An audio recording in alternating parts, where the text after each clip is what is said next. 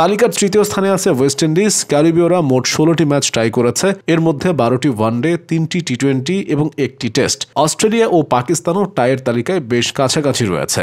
অস্ট্রেলিয়ার ম্যাচ টাই হয়েছে 14 বার আর পাকিস্তানের 13 বার। টেস্টে টাই হওয়া 2 ম্যাচের একটিতেও ছিল অস্ট্রেলিয়া, যা তাদের ক্রিকেট ইতিহাসের অন্যতম নাটকীয় মুহূর্ত। ওয়ানডেতে অস্ট্রেলিয়ার 9টি ও টি-20তে 3টি ম্যাচ টাই হয়েছে। পাকিস্তানের 9টি ওয়ানডে ও 4টি টি-20 ম্যাচ টাই শেষ হয়েছে। ইংল্যান্ডের মোট 11টি ম্যাচ টাই হয়েছে, যার মধ্যে 9টি ওয়ানডে এবং 2টি টি-20। শ্রীলঙ্কার টাই ম্যাচের সংখ্যা 12, ওয়ানডে ও টি-20তে 6টি করে। জিম্বাবুয়ের 10টি ম্যাচ টাই হয়েছে, এর মধ্যে 8টি ওয়ানডে এবং 2টি টি-20। দক্ষিণ আফ্রিকার টাইয়ের সংখ্যাও বেশ উল্লেখযোগ্য। টি-20তে 6টি এবং ওয়ানডেতে 1টি ম্যাচ সমতা নিয়ে শেষ হয়েছে। নবীন দলগুলোর মধ্যে আয়ারল্যান্ড ও আফগানিস্তান টাইয়ের অভিজ্ঞতায় বাংলাদেশের চেয়ে অনেক এগিয়ে। আয়ারল্যান্ডের 5টি টাইয়ের মধ্যে 3টি ওয়ানডে ও 2টি টি-20।